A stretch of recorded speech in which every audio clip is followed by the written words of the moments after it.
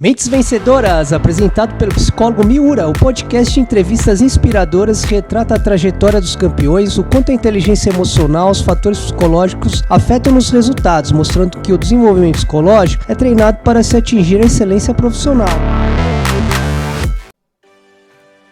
Bom dia, Brasil! Boa noite, Japão! Aqui é o psicólogo Miura pela TV Altiora, programa Mentes Vencedoras.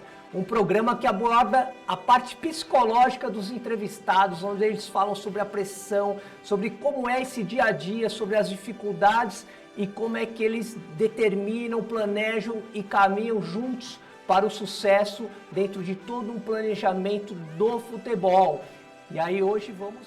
Renan Teixeira, o Renan, volante do São Paulo Futebol Clube, foi campeão paulista, campeão brasileiro, campeão Libertadores da América e campeão mundial. Vamos falar muito sobre isso. 2005 foi um grande ano, onde ele vai falar sobre formação dele, como é que foi a base toda. Trabalhei com ele 3 anos pelo São Paulo. Ele vai contar essa grande história para os atletas entenderem o que é essa projeção, o que o atleta precisa, que muitas vezes na época dele ele não teve essa assessoria, só que com 20 anos foi campeão de tudo. Quando fui contratado em São Paulo, e aí você vai contar isso, né?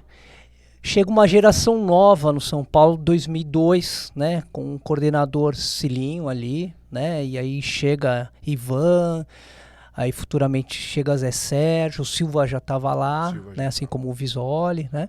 E aí é um novo projeto, tá? E dali eu, como psicólogo, já para auxiliar o Cilinho, né, ele posiciona para mim: Miura, tem mais de 200 jogadores, né, de sub-14 a 20, né, que lá embaixo é muito jogador. Procure escolher uns 20 atletas que você acredita ter um perfil vencedor. Eu já me questionava o que era ser vencedor, e aí tá a homenagem Mentes Vencedoras, né, e trabalha esses caras, além das equipes, né, que você vai ter que fazer as atividades coletivas, né. Renan Teixeira, esse cara aí, cuida desse cara, personalidade, na época se chamava personalidade forte, né, pessoas de posicionamento. Infelizmente, Renan, hoje, a nossa crianças e juventude, elas não se posicionam, elas esperam ver para que dança, que lado ela vai, né? Você, como diversos outros atletas, tinha um posicionamento, então tinha uma liderança já muito desenvolvida, e aí você vai contar a sua história, você vai identificar que todos os clubes que você passou, você era líder, a maioria você foi capitão, a ponto de ser capitão do Cilinho, né? E talvez você não lembre, vamos ver se você lembra, né? Nessa passagem eu fui conversar com você, aí eu falei: Renan, goste ou não goste do trabalho, do comando que está assumindo aqui no São Paulo, né? Cilinho é o cara que vai te projetar, né? Porque é ele que vai fazer toda a sua análise para o profissional. Você tem uma liderança muito forte, você é o cara que puxa a fila em treinamento, e com essa postura você vai ser capitão, né? Porque aí Cilinho permitia eu escolher um perfil, porque liderança tem vários tipos de liderança. Liderança pessoal, liderança coletiva, liderança afetiva, que é aquele cara que todo mundo gosta, né, mas não é o líder de campo. Aquele líder de campo que é a voz do comandante, muitas vezes. Então tem um monte de tipo de liderança, né? E você reunia características de liderança muito importantes para o grupo, né? Seja coletiva e principalmente pessoal. Hoje eu falando isso, como é que você pensa, lembra? Você tem realmente uma liderança boa, pessoal, e como é que é a sua liderança coletiva que você passou nos clubes? Bom, primeiro que eu aprendi muito, né, e sou muito grato, porque eu aprendi muito com vocês, com você. Com a equipe, né? Com a equipe, com o Cilinho, que era nosso coordenador técnico e também nosso treinador, né? Isso, aspirante, quando você foi para lá, né? Então, eu aprendi muito. Porque, assim, eu era meio... Não sei se a palavra certa era rebelde, porque eu era cumpridor das atividades, né? Eu era um profissional. Disciplinadíssimo. Muito disciplinado. Então, eu não me considerava um rebelde. Eu me considerava pô, não sei que palavra usar, mas sabe aquele cara que fala demais? Isso me prejudicou profissionalmente. Tá. Já no profissional... Por querer opinar sempre. Por querer opinar sempre. E nem sempre os caras queriam. Né? É porque gera ciúmes, né, Então, Renan? e daí eu ficava assim, pô, será que é tão bom assim ser líder? Sim. Será que é Tem ônus e bônus, lógico. Será que é tão bom assim você saber se expressar melhor do que alguns outros? Né? Sim. Ô, Renan, vai lá você e fala. Vai estourar mas por que em você. eu falo? Não, porque você fala bem, você vai saber falar e tal, mas... Pô, e daí se der merda... Com certeza. Entendeu? Então, mas ali naquele período eu aprendi muito. Eu aprendi muito na questão de liderança e como você citou aí vários aspectos de líder, né? Várias vertentes para um líder. Eu gostava, desde muito cedo, de liderar com exemplo. Certo. Porque eu posso falar o que eu quiser aqui para você, meu. Se eu não fizer... É por isso que falei, você puxava a fila. Entendeu? Então, tem um filme que é espetacular, né? O pessoal vai... Quem não conhece, quem nunca assistiu, assista. O Invictus, né? Uhum. É do rugby, da seleção sul-africana, que o Mandela, né, interpretado por Morgan Freeman, ele chama o capitão da seleção, né, capitão da seleção de rugby da África do Sul, e pergunta, né, como que você lidera o seu grupo, né? Ele falou, dando exemplo. E é isso, né? Acho que um capitão, um líder, e muitas vezes o principal líder de um grupo não é nem o que está com a faixa. Sim. Certo? Sim. É o afetivo que a gente tá falando. Na Europa você tem muito a tradição do capitão ser o que está há mais tempo no clube, então dá uma faixa para ele. Sim. E muitas vezes ele não abre a boca, ele não é o líder, ele não cobra, ele não nada, entendeu? Isso aconteceu comigo, jogando em Portugal. Mas aquela fase ali, Miura, me apresentou ali, e a base, quando você joga na base de um time grande, apresenta vários aspectos. Por quê? Vem meninos praticamente do Brasil inteiro. Sim, e o tempo inteiro. E a gente conviveu ali com chineses, com armênios. Com armênios, perfeito. Hoje o Mkhitaryan joga num dos maiores times do mundo, na Inter de Milão. Caraca, não lembrar disso. O Mkhitaryan, ele joga na Inter de Milão. Tenho foto dessa época aí, com eles, então, e você. E tudo isso é aprendizado também para a liderança. Sim. Para você saber lidar com diferentes culturas. Sim. Japoneses tinham na sua época. Japoneses, chineses, eu falei chinês? Falou. Chineses, armênios, americanos. Sim. Tivemos lá americanos. Sim. Tinha um menino coreano também. Esse aí não... Não lembro. É que ele era mais novo. Ah, tá. Mas tava na convivência lá do Sportville, né? Então, a convivência com os mais velhos e com os mais jovens. Sim. Você tem que ter a sensibilidade Tem jogador que você pode dar um esporro dentro do campo que ele vai... Tem jogador que você tem que falar de uma forma mais... Você der um esporro aí que ele vai desabar mesmo no jogo. E tudo isso aí foi aprendizado dali. Por quê? Quando eu cheguei no profissional, eu sou muito grato a Deus de eu ter conseguido subir e trabalhar com o Rogério. Foi o melhor líder que eu já trabalhei. Tinham outros juntos, mas ele é o significado. Sim. Do é o símbolo, né? Com exemplo. O Rogério. Sim. Só que tínhamos outros. Lugano. Sim. 25 anos de idade. Capitão Celeste. Sim. Sabe como que é escolhido o Capitão Celeste, o capitão da seleção uruguaia? Pode comentar. Juntam-se todos os jogadores no vestiário e todo mundo vota. Quem que você acha que tem que ser o capitão? Ele foi escolhido por Monteiro, por Recoba, por vários outros jogadores mais velhos e na altura mais importantes que ele. Jogando na Europa, jogando na Europa. Ele foi escolhido capitão da Seleção Celeste com 24 e 25 anos. Isso é muita coisa. Sim. E foi um outro excelente líder, que quem sabe está aqui com o Rogério na questão de exemplo. Sim. E eu me apeguei muito a ele e ele me ajudou muito também. Tínhamos outros, e aí que chega lá onde você falou. Exemplos de liderança de forma diferente. O Júnior era um líder, mas de uma forma mais afetiva. Sim. Sabe, aquele cara que todo mundo gostava.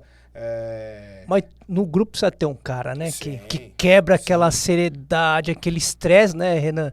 Que as pessoas não imaginam, né? Eu vejo assim. Ah, mas a equipe fica medindo, lógico, é importante aí as minutagens, a fisiologia e tudo. Mas e o cansaço mental, né? E a parte psicológica, não mede? Ele é muito pior, o cansaço mental. Sim, aí tem que ter a música, o pagode, a brincadeira, a zoação, senão ninguém aguenta. Ele é muito pior do que o CK. Sim, que o CK, perfeito. Ele é muito pior. Né? Sim. E a maioria dos clubes não medem esse cansaço, o cansaço mental. Sim. Eu acho que quando eu falei pra você aqui, Miro, eu falei fora do ar. Então eu faço questão de, se já falei, vou repetir. O jogador de futebol, ele não joga com as pernas. O atleta profissional, Sim. de qualquer modalidade, eu vou citar o futebol, ele não joga com as pernas, ele joga com a cabeça. Um jogador bem mentalmente, um atleta bem mentalmente, ele consegue fazer coisas que nem ele mesmo acredita que ele fosse capaz. Perfeito. Certo? Eu, quando eu tava com confiança, eu fazia coisas que será que foi eu mesmo? Eu vi os vídeos depois, mas foi eu mesmo que fiz isso. Agora, quando eu tava mal psicologicamente, sem confiança, eu errava coisa e falava, não é possível, não tem como eu errar uma bola dessa. Uhum. Não tem como eu errar um passe desse. Sim. Então, é isso muitas vezes que o torcedor não entende, não sabe, porque também não esteve lá. Então, o torcedor, ele é só paixão, completamente Só paixão, passional. verdade. Né? Pouquíssimos são os racionais de se colocar no lugar do cara. Mas eu imagino eu aqui nesse sol. Vamos lá, domingo, São Paulo e Flamengo no Morumbi, com esse sol, 70 mil pessoas. Você tava na sombra e sentiu Copa do Brasil, o último jogo agora no Morumbi, né? Exato, e eu fui do Maracanã no também. Maraca eu tive também. na arquibancada do Maracanã também. As pessoas, muitas vezes, elas não têm ideia do que é isso. E eu, como eu sou falador do jeito que você bem citou aí, muitas vezes em roda de conversa assim, eu até dou uma pelada. Você nunca teve lá pra você criticar o cara da forma que você está criticando. Porque muitas vezes criticam o cara como vagabundo, como isso, Sim. como aquilo, e não é isso. Sim. E não é isso. Ninguém entra em campo não querendo ganhar, né? Ninguém erra. Ninguém nunca foi ensinado a perder, já foi? Não. Nós vamos perder aquele jogo, não vamos entrar pra perder, não. Perder por menos. Nunca. Nunca. Entendeu? Mas... Essa é a nossa dificuldade no Brasil, né? Porque você também trabalhou em Portugal e em Portugal já está definido mais ou menos em que faixa você vai disputar a competição, não é? Sim. E aqui, brasileiros, você entra para ser campeão. Não, né? Os 20 clubes, se não for campeão, foi uma má temporada. Pô, mas só um ganha. Perfeito. Então os 19 fizeram a temporada ruim e não é assim. E você citou uma coisa agora que é, espetacular. Espetacular. Porque quando eu não joguei nem no Porto, nem no Sporting, nem no Benfica, que são os 3 maiores de Portugal, e o que ficam brigando ali. Sim. Pelas 3 primeiras posições, brigando pelo título. Sim. Esses, qual não for o time que não, os 2 que não forem o campeão da temporada, foram fracassados. Sim. Certo? Certo. Agora, eu tava num time que era a 4ª, 5ª força de Portugal. Perfeito. Eles falam assim. 4ª, 5ª força de Portugal. Então, o objetivo traçado era o quê? Entre 4º e 5º para conseguir a vaga. Um Braga, um Vitória de Guimarães. Exatamente, eu joguei no Vitória de Guimarães. A briga era com o Braga, que é ali da região norte de Portugal. Tudo lá em cima. A região do Minho. Porto. Sim, mas o Vitória e Braga. É uma rivalidade absurda. A rivalidade é muito grande mesmo. Muito grande. O nego se matar, pedradas, torcidas se odeiam. Não, e você jogou num clube que é muito fanático, cara. O Vitória de É Guimarães. muito fanático. Torcedor maluco. Ô, Miura, você sabe que Guimarães é a única cidade de Portugal, porque Portugal foi descoberto em Guimarães. Guimarães, o símbolo é o galo, não é aquele galinho lá? Não. O galo é Ah, é Barcelos. Barcelos. Tá, É Barcelos. Lá é o rei, né? tá. O rei. E Guimarães é a única cidade em Portugal que não tem loja nem do Porto, loja de venda Sim. de material, nem do Porto, nem do Benfica, nem do Sport. A única cidade de Portugal. Abriram uma do Benfica uma vez, na mesma noite a torcida meteu fogo. A torcida do Vitória meteu fogo. Torcida. Cara, jogar na tua casa lá era difícil, hein? É absurdo. Só que a gente já... E a torcida já tem isso também. Pô, a gente ficar em quarto, quinto, é um título pra nós. Certo. Foi o que a gente conseguiu. A gente conseguiu ficar em quarto. Conseguimos vaga pra Liga Europa. Então tirou o Braga da reta. Naquele ano sim. E pra nós, isso é uma vitória. Você ficar entre quarto e quinto, se esperar ser campeão, é raro, vai ser muito difícil. Sim. Vai ser muito difícil. Então, aqui no Brasil, o torcedor não tem essa mentalidade. Se você não ganhar um título no ano, é um fracasso. É que depende também de investimentos e tal. O ano do Flamengo, você pode considerar um fracasso esse ano, né? E também, aí já são outros assuntos que aí envolve política também. Exato. Eu queria perguntar umas coisas legais ali. É lógico que é muito tempo atrás pra você lembrar. O quanto te serviu de alguma forma ou foi só para descontrair, ir no circo picadeiro, né? De fazer atividades, treinar com cilinho, com bola de rugby, de futebol americano, assim, outras ideias e ele ainda fazia, criar um monte de atividades para vocês lúdicas e intelectuais de raciocínio rápido e tal. Nem sei se você lembra, eu montei um tubo que saía bola de tênis ou para direita para esquerda e tinha que ter reflexo para isso, mas enfim. E areia, e quadra de tênis, né? E tinha ginásio no Sportville para bolar um monte de coisa. O que esses outros cognitivos pôde ajudar numa formação de base, né? O que você lembra dessa época aí? Eu lembro também, Miura, que ele colocava no campo bandeirinha, né? Aquelas bandeirinhas assim, para a questão que a gente já falou aqui hoje da visão periférica. Ah, é verdade. Né? E números, cores. Na hora de finalização, ele ficava lá atrás, uma Perfeito. pessoa ficava atrás levantando umas plaquinhas com que cores. Esse cara chama Rodrigo Pinataro. Mas não era só ele, né? Tá certo. E ficava para você finalizar e ver, para você ver onde você está finalizando, enfim. Isso tudo eram atividades que ajudava também um pouco de você sair um pouco do foco ali todo dia aquele mesmo treino, né? Sabe? Aquela mesma coisa, aquela rotina, né? Treinar com bola de futebol americano, de rugby. Vou te ser muito sincero, Miura. Era ruim. Tá. Porque, né? Era uma coisa que... Mas na época você tinha entendimento a proposta dele? Tinha. Que era como simular um terreno irregular e a bola quicar. Exato, que a gente na base que pegava muito. Que ia dificultar era pra defesa mesmo. Exato. E que a gente enfrentava muito na base campos assim, não tão bons pra jogar. A gente trabalhava muito com o cilinho também, com bola de tênis. Isso. Né? Meia. Bola de meia. Isso aí pra aprimorar a técnica, né? Isso. O controle, né? Controle. E isso te ajudou? Muito.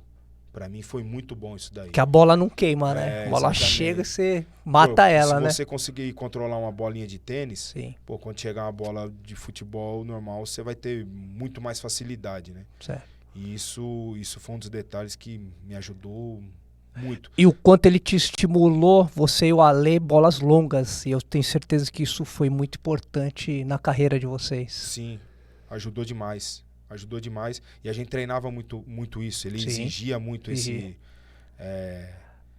essa era uma questão que ele exigia demais. E uma coisa que eu gosto muito e em alguns jogos tem perdido muito hoje em dia a questão da bola longa. Porque a bola longa você muda o jogo. Pô, a surpresa, você né? consegue abrir o time adversário, entendeu? Porque se você ficar rodando curtinho, Sim. a defesa adversária consegue dançar assim, ó. Igual o handball. Exato. Agora você vira uma do outro lado até chegar lá do outro lado, isso. Tem que ser um bom passe, passe rasante, não é aquela bola muito viajada que mesmo assim vai dar tempo da defesa girar, né? Então, eram vários trabalhos que a gente fazia lá que me ajudou muito pra frente, né? Porque quando você chega no profissional, você não aprende mais nada, né? Sim. Você não tem tempo mais de aperfeiçoamento, é mais a exigência pelo resultado, Lógico. puramente. Não se treina, né? Calendário brasileiro ainda pior, né? Então, se treina, mas aspectos específicos para você vencer o jogo. Ninguém tá se importando se você domina bem com o peito, com a coxa, se você faz bom passe com os dois pés, enfim. Ali já não tem mais esse tempo de treinamento. Isso quis dizer. Então, é só recuperação. Recuperação, treino tático, jogo. E viagens, que as viagens no Brasil são muito longas. Sim. Então, esse tempo lá também, esses treinos específicos, né, técnicos, foram assim fundamentais para mim. Quer outra lembrança? Se ele amarrava os seus zagueiros, de vez em quando seus volantes com corda e ele equilibrava e puxava para cá e para lá, você recorda disso? Recordo, com certeza, recordo sim. Para isso é mais para posicionar. Era humilhante isso? Como é que era vivenciar isso? Não era tem numa como, boa. Não tem como considerar isso humilhante, né? Não consigo considerar humilhante. Uhum. Acho que... que eram métodos rudes, eu quis dizer. Rudes, isso era. Era sim.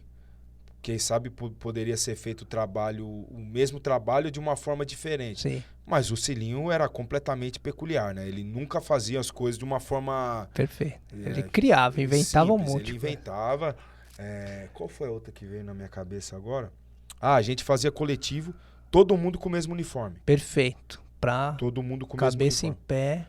Ou, com o mesmo uniforme, só que com a faixa. Um com faixa branca na cabeça, o outro time com a faixa vermelha. Era isso aí. Pra você, isso te obriga a levantar a cabeça. É isso aí. Todo mundo com a mesma camisa, com o mesmo shorts e com a mesma meia. Isso te obriga a levantar a cabeça pra você ver o seu companheiro. Pô, isso é fantástico. Sim. E eu nunca vi isso. Sim. Foi a única vez que eu vi isso. E eu achei fantástico, incrível. Na hora, pra ser muito sincero, na hora você fala, pô, no jogo não vai acontecer isso. Uhum. Só que isso te obriga... Se automatiza. Automatiza a você levantar a cabeça. E isso te obriga a levantar a cabeça. Isso vai, consequentemente, levar pro jogo. Não tem jeito. Pra mim é isso aí, ó. Mentes vencedoras é uma mente disciplinada, né? É uma mente bem treinada, né? Então, quando você fala ali, né? Tipo, tem dois atletas, né? Que, não tem tudo pra dar certo. Mas a sua geração 8-5, né? 8-6, depois... Quantos jogadores ali, né? Se projetaram ao profissional, né? E é muito legal falar disso, né? Vocês jogaram uma Copa São Paulo Juniores 2004, uma mega campanha que fizemos, né? Final são detalhes, né? Os nossos atacantes não colocaram a bola para dentro do gol e não converteram. Segundo tempo, né? A gente acabou tomando os gols e sendo vice-campeão, mas numa campanha brilhante entre São Paulo e Corinthians, né? E já tinha numa Copa São Paulo 2003 já subido um monte de jogadores pro profissional, né? E aí 2004 essa Copa São Paulo e aí a projeção sua e a projeção de diversos, aliás, você podia falar deles ali, né? Fábio Santos, Marco Antônio, enfim, vocês tudo lá no profissional, mas conta da Copa São Paulo, que é uma passagem muito importante também na carreira de um atleta naquela época, né? Acho que até hoje, né, Miura, é muito importante a Copa São Paulo, né? É a mais vista, ainda é a mais vista. Hoje passa-se muito na televisão, né? Copa do Brasil Sub-17, Sub-20. Sim. E na nossa época não Não passava tinha tanto nada jogo na e não televisão. tinha tanta E competição. não existiam essas competições Não e tinha. não passava praticamente nada. Tinha uma Rio-São Paulo que a gente fez, né? Ia pro Rio de Janeiro. Mas também não tinha visibilidade, Não, né? não tinha. A nível nacional como Sim. tem hoje, né? Hoje qualquer jogo que você quiser assistir da base tem canais de YouTube que transmitem, né? Na nossa Sim. época não existia isso. Sim. O que passava era a Copa São Paulo, que era o mais visto e o mais importante, né? O que você lembra dessa campanha aí? De 2003 também, Miura, Aham. o Fábio Santos, que você citou, o Fábio, o Marco Antônio, Sim. o Ed Carlos, O Kleber, o Kleber, Thiago, Thiaguinho, Thiaguinho. Que mais? Tinha um meia. Ailton. o Ailtinho. Eles já haviam subido, só que Sim. eles voltaram para jogar em 2004 com a gente. O Fábio, o Marco, que tinha idade. O Fábio, O o Ed. Marco, o Ed, Desceu. certo? Eu ainda não havia, em 2003, subido pro profissional. Correto. Eu subi depois da Taça 2004. A gente montou, o nosso treinador era o Visoli, Isso. você lembra bem? Sim. A gente montou um time muito forte. Um time, de fato, para ser campeão, né? E com a volta desses jogadores aí do profissional para abrilhantar, para dar mais qualidade ainda, Sim. a gente fez uma campanha... Tinha o Diego, né? Ali junto. Tinha o Tardelli. Diego, Os- o Tardelli, Tinha o bem Tardelli. lembrado. Os Paulos, né? É, o Paulo Krause, Krause, o Paulo Matos. É, muito bem lembrado. O Tardelli Sim. também, eu esqueci de... Ricardo Cota, que corria muito. o Ricardinho, lateral direito, enfim... Andrezinho, lateral esquerdo. Nosso Andrezinho. time era Flávio Flávio. Donizete, era um dos zagueiros. Você lembra do Marcelo, lá na concentração, que ele afunda aqui o rosto dele? Na Copa São Paulo? Não.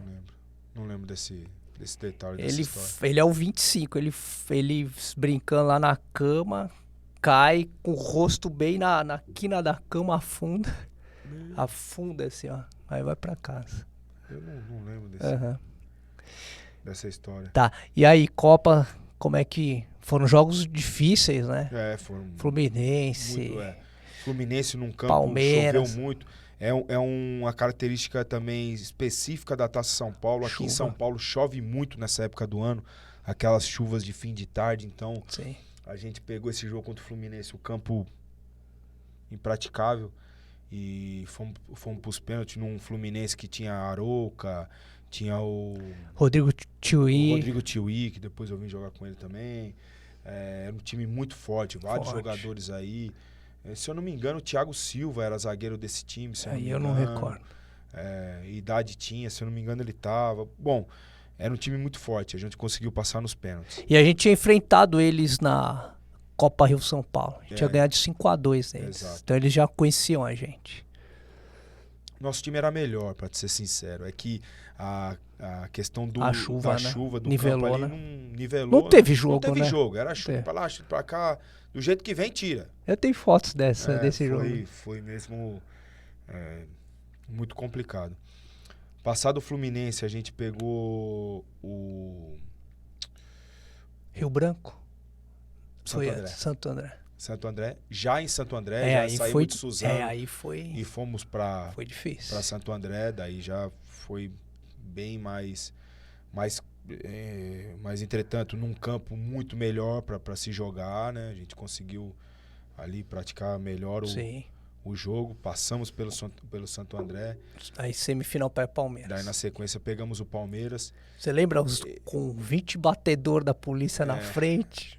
Já Jogo forte, importante, né? Já num jogo... De clássico, de muita torcida, né? Um jogo diferente. E daí ali um jogo muito feliz pra mim, óbvio, porque a gente classificou. Sim. A gente tava ganhando de 1-0 e numa bola do Palmeiras que não entrou. Lembra desse detalhe? Sim. Eles empataram e nós fomos pros pênaltis. E eu fui um dos que marquei no pênalti, mas eu tomei o cartão amarelo ali, naquele jogo. Não recordava disso. E não pude jogar a final. Eu e o Fábio Santos. Esse foi as duas perdas grandes mesmo. Eu Não lembrar do amarelo. Eu e o Fábio Santos. A gente não... Foi duas baixas. Não pudemos jogar a final, o que, me abalou demais. Eu já, pelo São Paulo, já não tinha conseguido jogar uma final de Copa Zico. Tá. pelo mesmo motivo. Então, isso daí mentalmente me abalou muito. Era uma segunda final importantíssima que eu não estava ali de fato, entendeu? Só que, em compensação, isso daí é até estranho para mim falar, mas o nosso finado presidente da época, Marcelo Portugal Gouveia, Sim. depois do jogo ele chegou pro meu irmão e falou, né? Nós não ganhamos hoje porque o Renan não jogou. Ali, naquele momento, me deu a certeza de que eu tinha muitas chances de ir pro time principal, né? Tá. Que foi o que aconteceu. Fiquei uma semana de folga depois desse jogo final que nós perdemos pro Corinthians na final. E Pra comissão técnica nossa, né, também. A sua importância era a liderança de campo mesmo, né? Você era o central ali, né? Era o volante ali que... E não é nem a questão do jogador que me substituiu. A questão não era essa. Quem sabe ele jogasse mais do que eu. Um aspecto importante que você falou foi isso mesmo. É a liderança. Eu cumpria, é a segurança do grupo, entendeu? Eu cumpria uma função de liderança dentro do campo. Eu Mesmo não sendo o capitão do time, Sim. eu não era o capitão. Sim. Eu cumpria uma função de liderança ali que transmitia isso muito forte para os companheiros, né? Isso aí, na minha opinião, também foi uma coisa que muitos ali sentiram falta de olhar para trás e ver que eu tava e ali. vocês dividirem a responsabilidade. Você e o Fábio e Marco Antônio, né? E aí fica só o Marco, né? Acho que esse é um outro fator também, de uma pressão que ele assumiu muito grande na carreira até, de querer chamar sempre a responsabilidade, a liderança, e muitas vezes você não consegue desempenhar, né? Só que quem sabe ali também foi... Mas também se faz os gols, nada disso estão falando, né? Não estaríamos falando sobre isso, né? Eu teria um título de Copa São Paulo de Júnior também no currículo, né? Mas as coisas Você vê acontecem. como era importante, né? Quantos anos o Palmeiras levou para ser campeão de uma Copa São Paulo? Era né? até motivo de chacota aí dos rivais, né? Então, é o campeonato, ainda hoje, na minha opinião, é o campeonato mais importante da base. Tá. Mesmo tendo esses outros sendo transmitidos por grandes emissoras, Certo. ainda continua sendo... Reúne a nata ali, né? E se você parar pra pensar, é um campeonato que ele chega a ser desumano. Perfeito. Não tem recuperação, né? Ele chega a ser desumano pros atletas, debaixo de chuva, jogo dia sim, dia não. E eles são avaliados diante disso. Isso é desumano. Sim. Isso é desumano. Eles têm que ser avaliados. Eles deveriam ser avaliados, porque cada ano que passa parece que aumenta o número de times. Aumenta. Inacreditável, mais de 100 times. Acho que não era assim na nossa época. Não eram tantos jogos assim até chegar na final. E como começa ali no dia 1º, dia 2, e você tem 23 dias, porque a final é sempre no dia do aniversário de São Paulo, dia 25 de janeiro, é desumano o que acontece com os meninos. E eles são avaliados baseados nisso. É porque o evento não é da federação, é do estado de São Paulo. É o governo do estado. Então, lógico, vai pôr todas as cidades, todos os times, convidados. Times internacionais hoje jogam. Exato, né? Que na nossa época não tinha.